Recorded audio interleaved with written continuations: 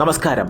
Iran തങ്ങളുടെ ബദ്ധവൈരികളായ ഇസ്രയേലിൽ നിന്നും അമേരിക്കയിൽ നിന്നും ആക്രമണമുണ്ടായാൽ എങ്ങനെ ഫലപ്രദമായി തടയാമെന്നും അതിന് ശക്തമായി തിരിച്ചടി നൽകാമെന്നും പരിശീലിക്കുന്നതിനായി തങ്ങളുടെ ചരിത്രത്തിലെ ഏറ്റവും ശക്തമായ 2 മാസത്തെ സൈനികാഭ്യാസമാണ് നടത്തിയത്.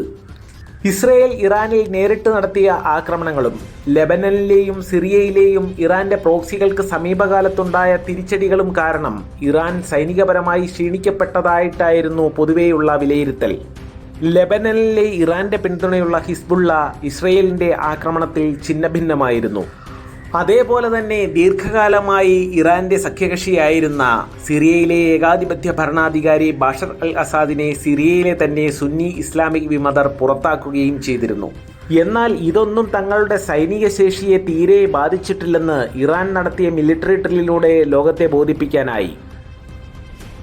ഇറാന്റെ ദീർഘദൂര ഹ്രസ്വദൂര ബാലിസ്റ്റിക് മിസൈലുകളുടെ ശേഖരം ഇസ്രയേലിനും മേഖലയിലെ US താവളങ്ങൾക്കും ഗുരുതരമായ ഭീഷണിയാണ് ഉയർത്തുന്നത്. എപ്പോൾ വേണമെങ്കിലും നൂറുകണക്കിന് ബാലിസ്റ്റിക് മിസൈലുകൾ വിക്ഷേപിക്കാനും ഇസ്രയേലിന്റെയോ US വ്യോമ പ്രതിരോധ സംവിധാനങ്ങളുടെയോ നേർക്ക് ആക്രമണം നടത്താനും ഇറാന് ശേഷിയുണ്ട്. ഇറാന്റെ നാവികസേനയ്ക്ക് കപ്പൽവേധ മിസൈലുകൾ ഘടിപ്പിച്ച അതിവേഗം നീങ്ങുന്ന ചെറിയ ബോട്ടുകളുണ്ട്. ഈ മേഖലയിലെ US നാവിക കപ്പലുകളെ കൂട്ടത്തോടെ ആക്രമിക്കാൻ ഇറാന് ഇവയെ കൊണ്ട് സാധിക്കും.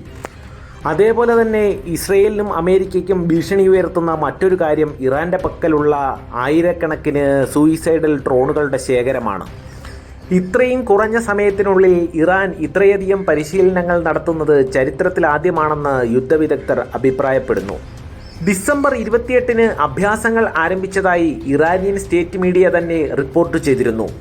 നദാൻസ്, ഫോർഡോ എന്നിവിടങ്ങളിലെ ആണവ കേന്ദ്രങ്ങൾക്കും ഗോണ്ടോബിലെ ആരാക് റിയാക്ടറിനും സമീപമാണ് ഇറാൻ തങ്ങളുടെ വ്യോമ പ്രതിരോധ അഭ്യാസങ്ങൾ പ്രധാനമായും നടത്തിയത്. ഇറാനിലെ പൊതുജനങ്ങളുടെ മനോവീര്യം വർദ്ധിപ്പിക്കുക, ഇറാന്റെ പ്രതിരോധ ആക്രമണശേഷികൾ ശക്തിപ്പെടുത്തുക, സൈനിക വിഭാഗങ്ങളെ കൂടുതൽ ഒത്തിണക്കത്തോടെ സംയോജിപ്പിക്കുക, ബാഹ്യ ഭീഷണികളെ തടയാൻ തദ്ദേശീയമായ സാങ്കേതിക വിദ്യകൾ കൂടുതൽ പ്രയോജനപ്പെടുത്തുക എന്നിവയായിരുന്നു സൈനികാഭ്യാസത്തിന്റെ പ്രധാന ലക്ഷ്യങ്ങളെന്നാണ് ഇറാൻ ഗവൺമെന്റ് വ്യക്തമാക്കിയത്. ഇസ്രയേലിന്റെയും അമേരിക്കയുടെയും ഭാഗത്തു നിന്നും ഇറാന്റെ ആണവ കേന്ദ്രങ്ങൾക്ക് നേരെ ഏതു സമയത്തും ആക്രമണമുണ്ടാകുമെന്ന സാഹചര്യത്തിൽ ഇറാൻ നടത്തിയ സൈനിക അഭ്യാസങ്ങൾ വളരെയധികം പ്രാധാന്യമർഹിക്കുന്നതാണ്.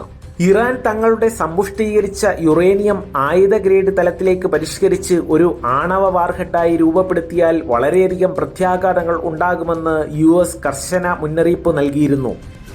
ഇതേ തുടർന്ന് ഇറാൻ തങ്ങളുടെ ആണവ കേന്ദ്രങ്ങളുടെ സുരക്ഷ വളരെയധികം ശക്തിപ്പെടുത്തി. തങ്ങളുടെ ആണവ കേന്ദ്രങ്ങൾക്ക് നേരെ ഒരാക്രമണമുണ്ടായാൽ എങ്ങനെ തടയാനാകുമെന്നാണ് മിലിറ്ററി ഡ്രില്ലിൽ പ്രധാനമായും അവർ പരിശീലിച്ചത്.